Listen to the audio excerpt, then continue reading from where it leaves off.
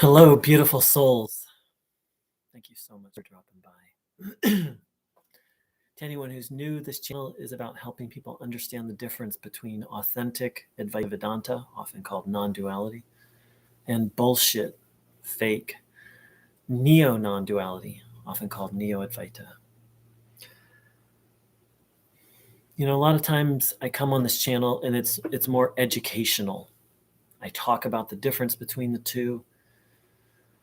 I deconstruct Neo-Advaita. Today, I'm just going to come and just be really authentic and raw. And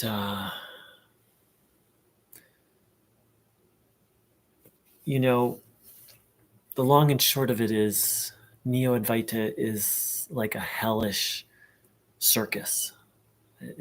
Manipulation, insanity posing as sanity. And so basically, I joined a Buddhist discussion group, and I posted some things about my experience of suffering and my seeking of peace. And a Neo-Advaita teacher responded. And it has me kind of twisted up. There's emotional turmoil going on. And part of it is it takes me back in time to the insanity that I lived through for almost 20 years. I'm about to cry, the torment, the crazy making. You know, what this person wrote in and of itself, it wasn't so bad. But the whole phenomenon of Neo-Advaita is, you know, I've often said that I've recovered from Neo-Advaita. And what I mean by that is that I'm no longer believe in Neo-Advaita, and I'm no longer tempted to follow that path.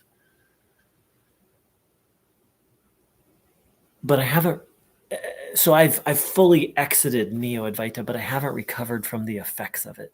That's an ongoing process. And right here, right now, it's just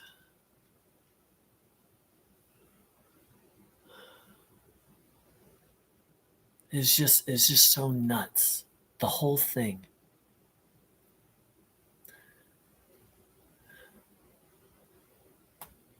You know, this person, you know, I talked about how I was looking for, you know, absolute peace. And this person said, thanks, Pat. You feel free to share some of your own pain around this. This person said, peace and wholeness are the last junk to let go of. And right off the dot, I was like, my Neo-Advaita spider sense radar detector went off. And that's a good thing, because Neo-Advaita is seductive. But as I've really sat with it,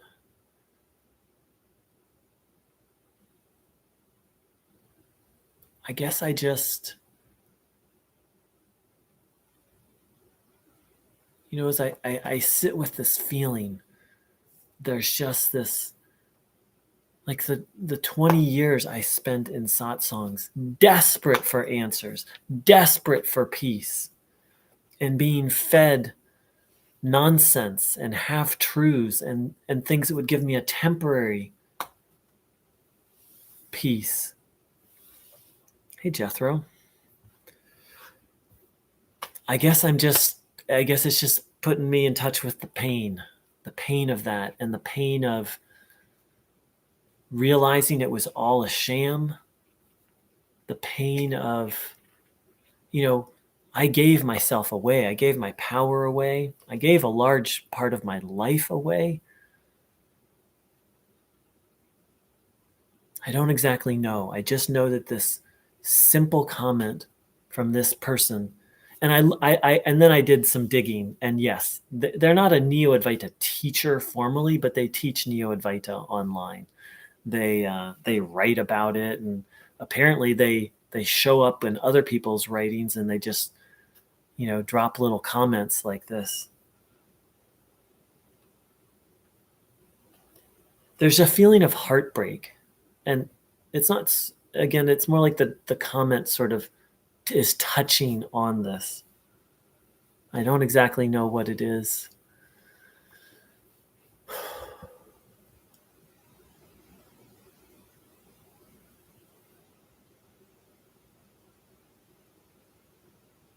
The thing is, there's kind of a devastation that happens.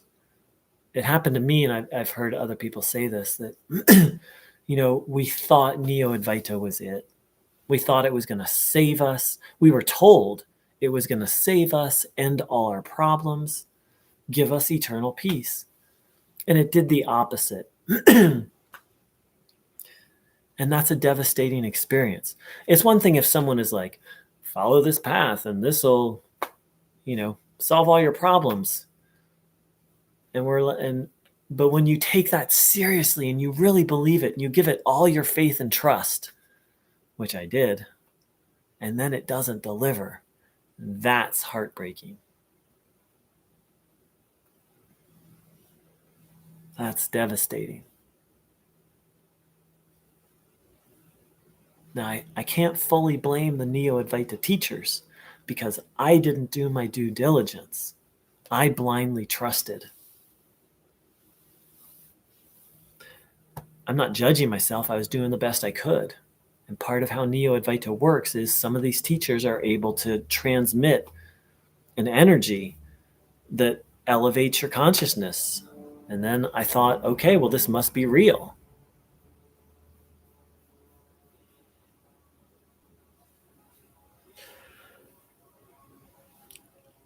I think part of why I'm so, you could say, triggered or activated. I don't feel triggered anymore. I did, but why I'm in turmoil about this comment is because I thought the forum I was going to was like this kind of pure Buddhist, a specific school of Buddhism called Theravada Buddhism, which is they're very devoted to purity and staying clear to the teachings.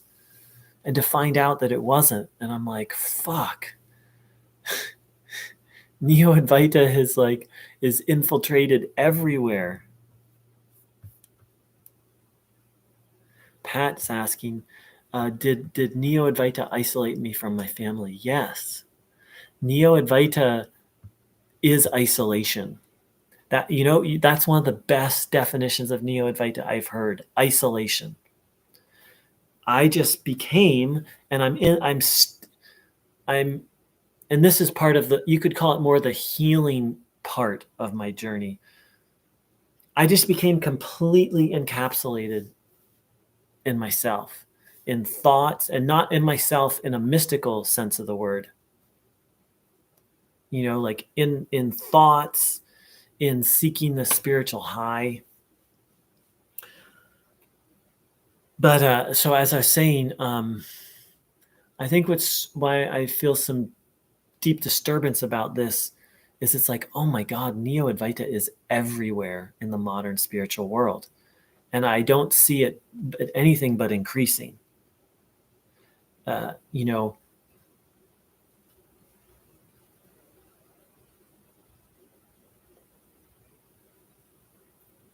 Because this particular forum I was joined, I thought, but again, I didn't do my due diligence. Now I can let me just, so as you can tell, normally when I come on and make these videos, I'm pretty centered. Sometimes I'm fiery, but maybe all of you can feel and tell I'm a little shooken up. And that's okay. It's uncomfortable.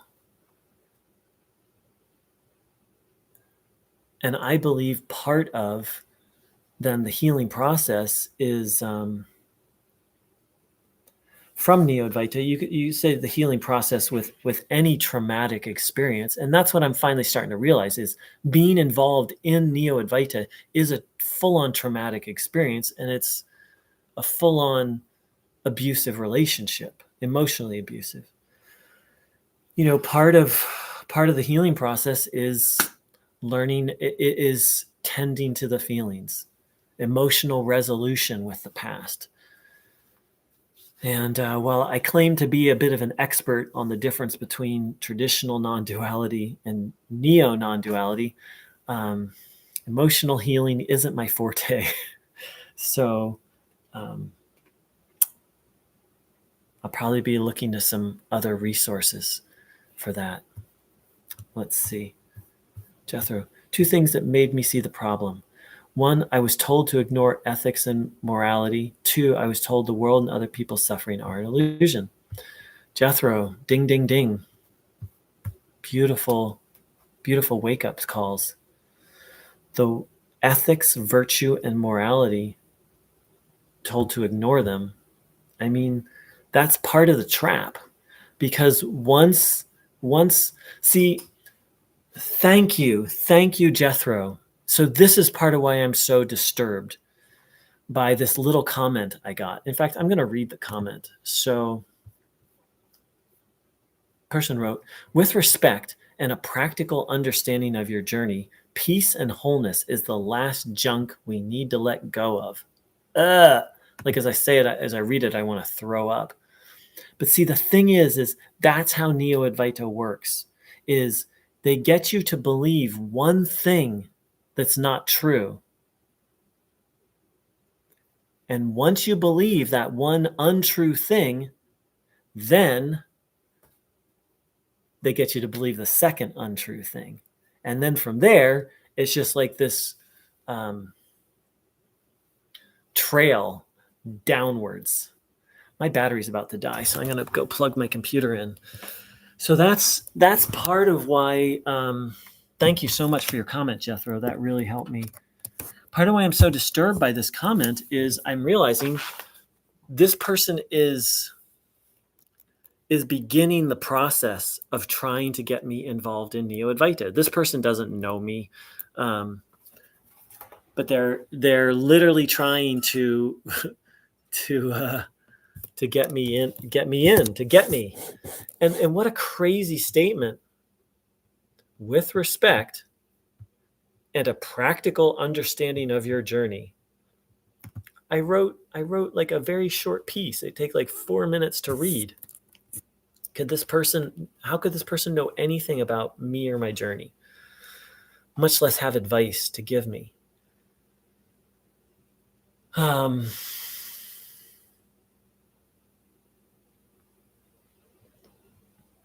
So yeah, that's part of why I'm so disturbed, is it's like this person, consciously or unconsciously, is literally trying to seduce me into evil. Not even into evil, into delusion, illusion, or insanity. This person basically just offered me in that little comment. And again, I don't think it was conscious for this person. They basically just offered me the first step into insanity. The idea that peace and wholeness are junk, that's a made-up teaching. The idea that we're supposed to let go of peace and wholeness, it's like this person's trying to get me to believe in make-believe. And if they can get me to believe one make-believe thing, my cat is really, what do you think, girl? I know I shouldn't listen to this guy, huh? I know he's full of shit. Should I even respond?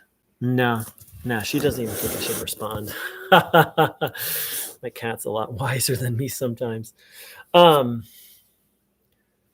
It's like he's throwing, like a fish with bait. He's like throwing out bait.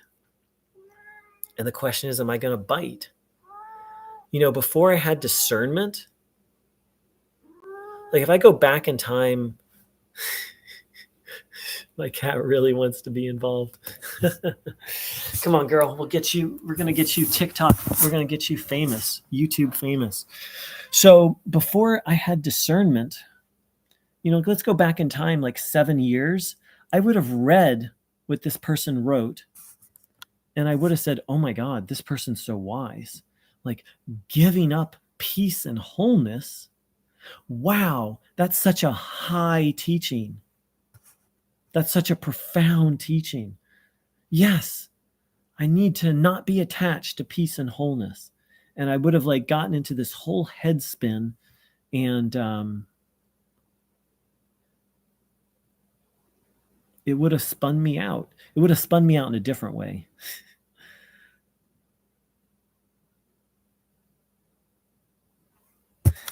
We're having cat song. I don't know if you guys can hear. She's purring. Do you like being on YouTube, girl? So one of my spiritual heroes is named Bruno Gröning, and he said, "Don't listen to other people." But he didn't mean it. I don't think he meant it literally, like don't listen, plug your ears. But he further elaborated. He said, "Don't be credulous or gullible," which means someone who blindly believes or blindly follows. And when it comes to spiritual teachings, I've realized that's like maybe the most important spiritual teaching is be very discerning what spiritual teachings you follow.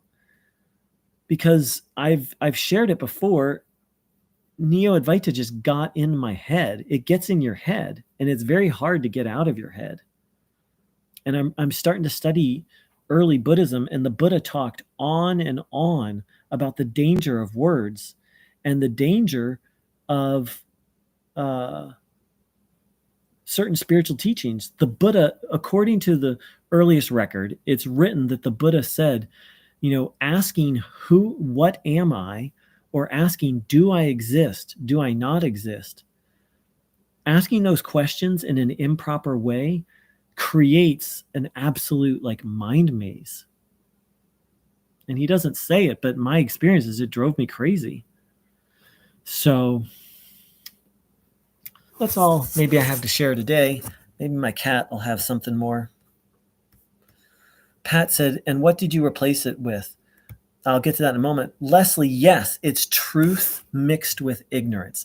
That is what Neo-Advaita is. Because even this person's comment, letting go of that junk, peace and wholeness is the final junk to be let go of. The long and short of it is there's even an ounce of truth to that, in that it's easy to become attached to certain states. Like, let's say I go get a massage and I feel peaceful, or I go to a yoga class and I feel peaceful, or I go to nature and I feel peaceful. That's not bad, but I got attached to different conditional, they're called conditional states of consciousness that are created by a condition.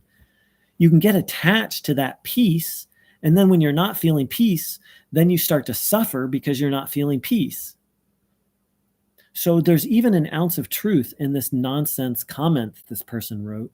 And Ramana Maharshi talked about the effortless peace, the peace that doesn't come and go, that is unconditional.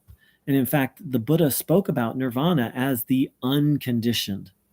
So great point, Leslie. That's part of the problem with Neo-Advaita. If Neo-Advaita was like 100% untrue, we could just be like, fuck you, and not get caught in it.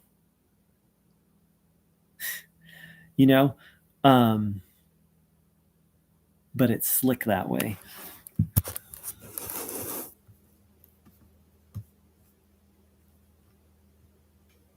Masochist. I don't know exactly what you mean by masochist, but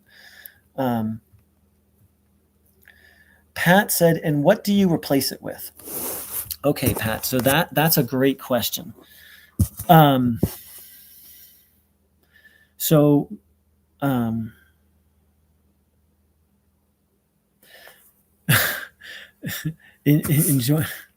Enjoying pain. A masochist, let's see, a sadist. Right. If you want to be a masochist, is someone who enjoys hurting themselves, right? So I'm not exactly sure what you're saying in terms of context, but I mean, if you're masochistic, go hang out at a Neo-Advaita satsang. So So what to replace it with? So that's the $10 million. The $10 million question is how to overcome Neo-Advaita. And so I can only tell you what worked for me and what it continues to work. And so the first and foremost was I had to learn the difference between traditional Advaita Vedanta and Neo-Advaita. Because until I saw that there was a difference and that they're actually two different teachings, I was still attached. So I had to clearly see that. Then from there, what I did is I started to study some traditional Advaita. And that was really helpful. Hey, everyone. Thanks for joining in. You got me and Princess Kitty Cat talking about the process of recovery from Neo-Advaita. So that was really helpful. And that further reinforced, like, oh my God, Neo-Advaita is bullshit. And one of the big things is that traditional Advaita really focuses on karma yoga. And part of karma yoga is about doing your duty. And so that was a key piece for me because I had to make a decision to live again, because Neo-Advaita is all about not living. It's absolute escapism. And so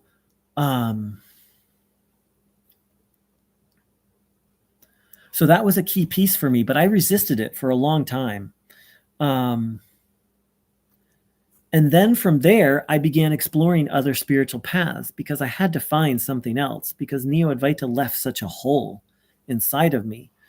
And I think it's my belief that anyone who goes very far down the Neo-Advaita rabbit hole, you're going to need to find another spiritual path and really commit to it. Because Neo-Advaita just, it like emptied me out, and not in a good way. It left a void, and I needed to learn and I'm still learning how to fill that void in healthy ways, because it's addictive. It's an addiction. So I'm still looking for, a big part that works for me is the spiritual teachings of Christ, not the religion. And then I'm really starting to think that this early form or traditional early form of Buddhism called Theravada Buddhism is going to be a big part of it. On my website, neo-advaita.org, neo-advaita.org, I've created like a map of how I have recovered and am healing. But it's just a map. It's going to be different. I think some of it's going to be different for each person.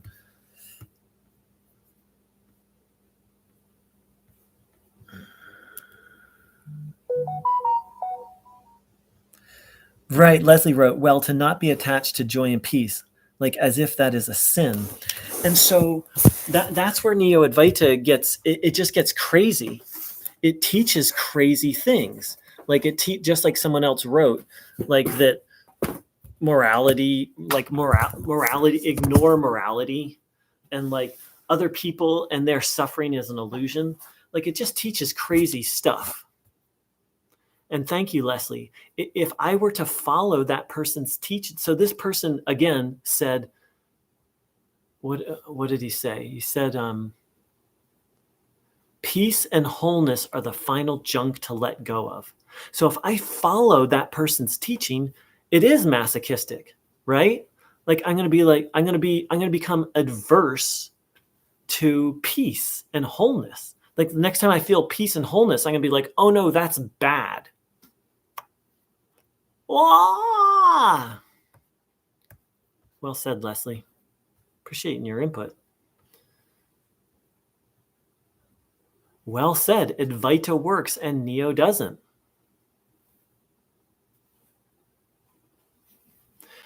Jethro said, I think a lot of these teachers, I like that you put that in quote, want to be seen as wise and try to emulate the traditional sages with their statements, but more often than not, it ends up being nonsense.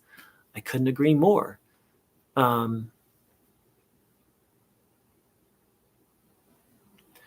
So one of the most healing things, I won't say, one of the most healing things for me was to spend a lot of time with a traditional Advaita teacher.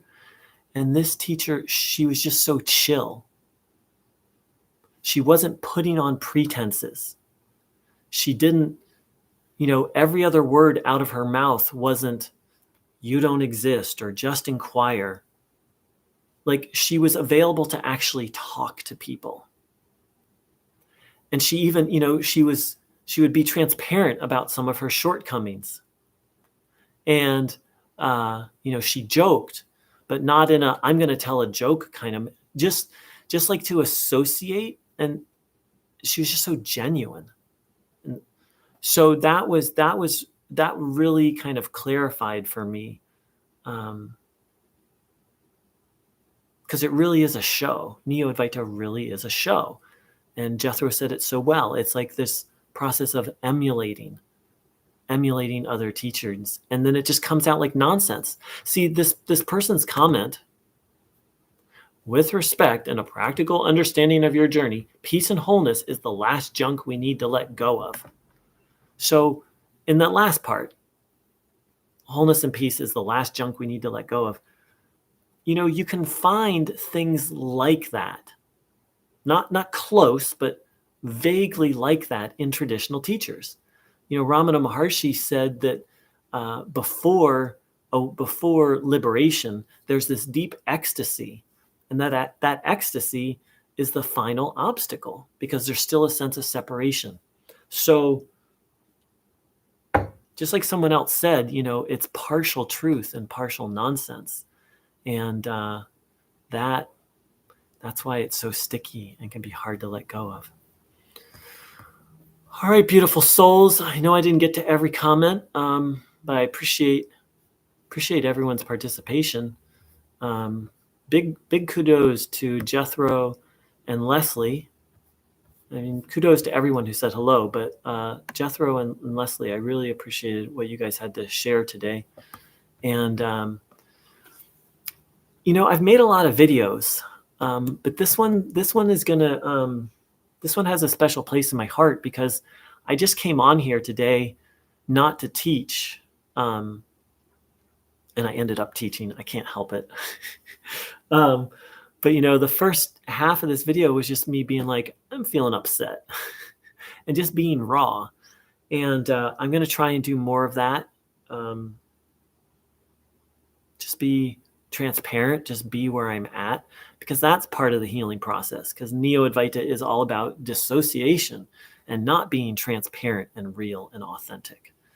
And it's not like I'm going to come on here and like tell you everything that happened in my day, and this person said this, and then I felt that, and da-da-da. But just being real, combined with spiritual awareness or spiritual principles. I mean, I think that's where it's at. And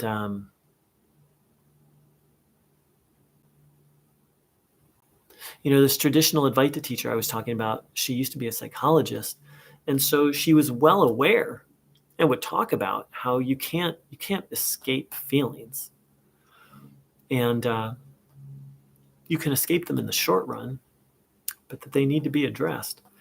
So yes, Jethro, best wishes to everyone. Thanks to everyone who joined in this live and took the time to watch this. And thank you to Princess Kitty Cat for her participation. I wish everyone a blessed day. Take care.